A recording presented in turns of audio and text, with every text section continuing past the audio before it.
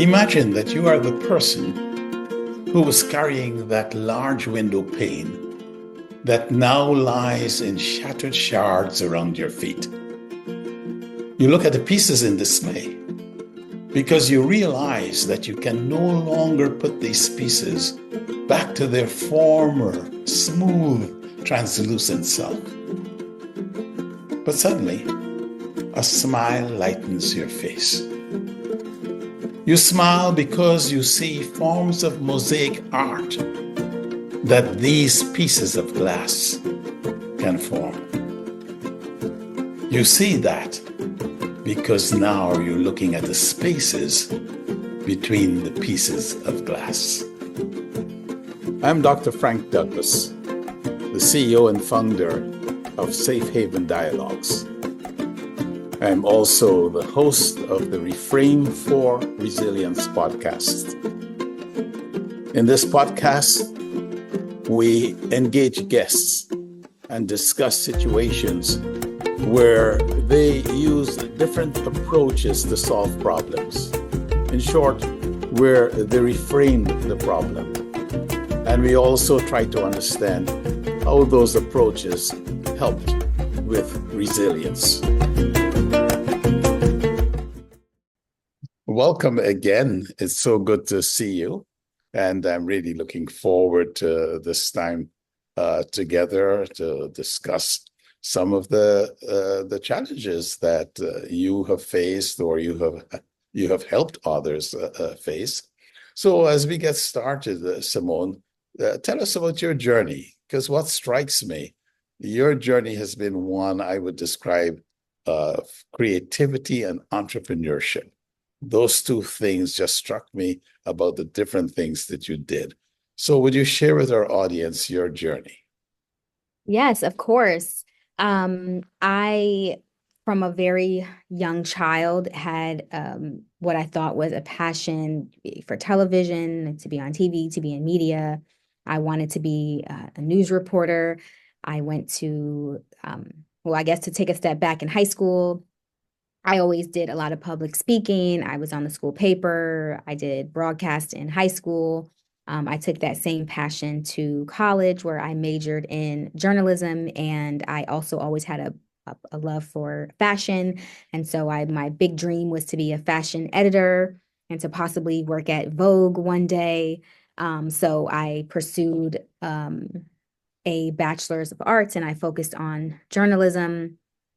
And I took classes in public relations, and I learned about the media and how all of that works. And that's what I really envisioned for myself. In journalism school, I was faced with a lot of challenges. I actually wasn't that great of a writer when I got into college as I had thought. But one of my professors was really kind and gracious and told me that I could take the skill of writing wherever I wanted. I didn't have to feel the pressure of becoming a journalist if I didn't want to. So I moved to New York. I continued to pursue journalism in the form in which I envisioned. That was also really challenging. I was coming from Michigan. I was coming from a good university, but not a top name university. So people weren't, knocking down my door to hire me. This was also in 2009 with the economy.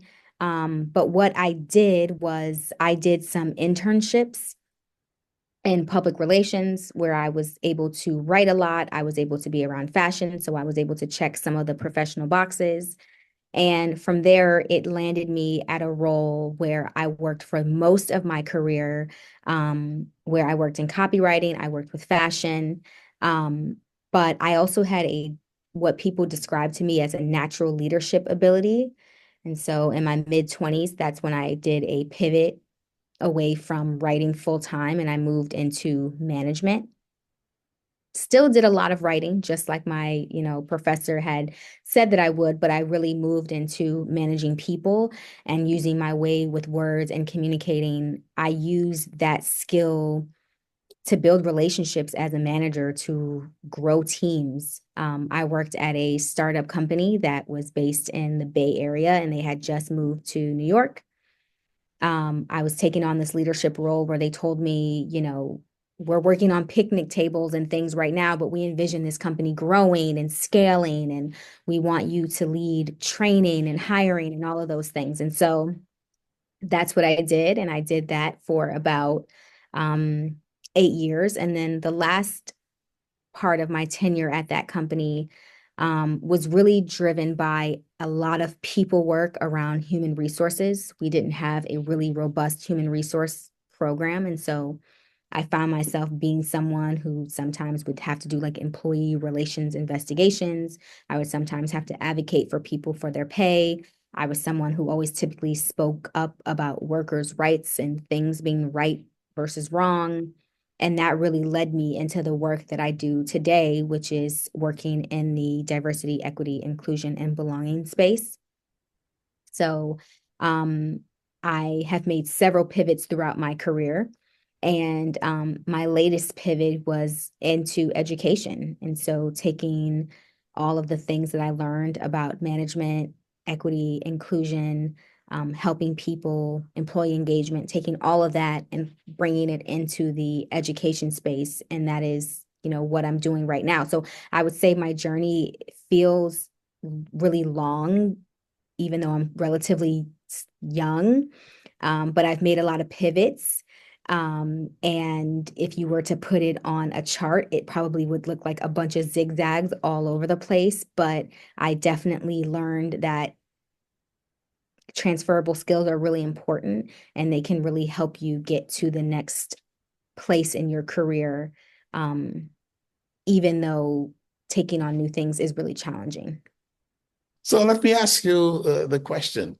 When you made the pivot, which I will think is probably one of your most important pivots, the pivot into entrepreneurship, the pivot to go work for a small company that hope to grow, and in which you now are going to be doing many things. The most important of which was that skill that was recognized, namely being able to build people, to manage people, to encourage people. As you thought of making that transition, what went through your mind? Initially, I really had a confident, I got this attitude, because I didn't have the experience to know otherwise. And I didn't have anyone around me who didn't who made me feel like I couldn't do it. And so I really seized the opportunity. I was excited. Of course, I was nervous, more so about how people would perceive me. It can be challenging when you are an independent contributor and then all of a sudden you move into management. So that made me a little nervous. But as far as the work itself, I was just so excited because I felt like it was so natural to me. I had a lot of ideas. Um, I actually approached it like I could completely turn things around. Like that was sort of the mentality that I had when it initially when I initially took on that role, and people felt like, oh, this suits you. It seemed very natural. Now you have brought all of this wisdom and passion to education, and you're now at the PEC school, uh, and you're at the basically the junior high level is your focus, or middle school? Yes, I work with students. I work with students K-8. K to eight. K to eight. What's the war when working with students to K to eight? What is the DEIB war? I think I think there's several wars. One war is that children are growing up with access to so much information and so much technology, and their well-being and aspects of social emotional learning are really, really challenging. And so when you want to teach children about being kind, helping others, valuing others, valuing the difference in others, it's difficult to prioritize that when there is so much, I think, mental well-being work that needs to be done with just individual students and the world that we live in today. So you're battling, like, what are your priorities? Mental well-being with children right now is a real thing, and it does sometimes impede belonging. And the other challenge I would say is just that everything is really politicized, certain words, certain phrases, certain terms.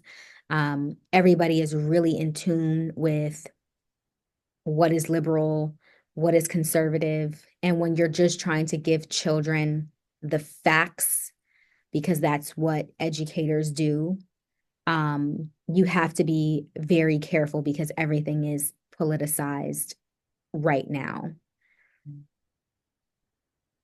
What are the facts you give them about equity and inclusion? So the facts I give is that everyone needs inclusion and everyone deserves inclusion. And it is not, some groups have been historically marginalized, and so and they've been disproportionately affected, but there is not one group who would not benefit from a school prioritizing inclusion and belonging. I understand that exclusion is a part of life, but there should never be systematic or structural barriers that exclude students. Those should not exist, and that is for everyone. And for equity, I say,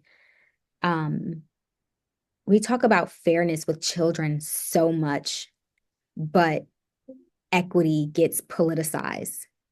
And fairness and justice is equity. People need different things. And I think when you are able to paint a picture that is that speaks to your audience, so some families may not understand racial equity, but they can understand equity around learning style or learning ability. And I just try to tailor that approach so that people understand, like, we're not saying one thing, but we want to be really intentional that we can give each student what they need, and it's under this umbrella. And without that umbrella, it's very difficult to do the work and to give students what they need. And some students do need more, and it is our job to support that and to do what we can. Finally, just in the 3 or 4 sentences, what are for you the most important things to help young people to be resilient? Oh, that is such a good question. I think the most important things for young people and resilience is to understand that most choices and actions are not final. Mistakes exist. We all do them. We all make them. And resilience is being able to recover.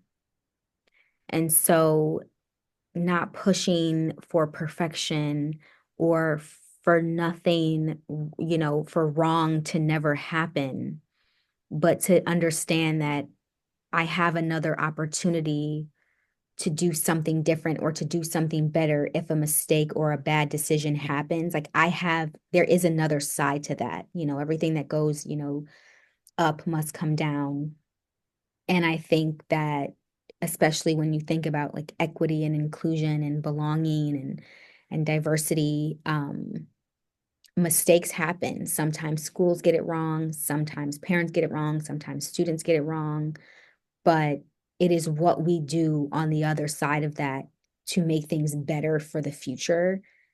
That's what matters. And so that's what I try and tell students.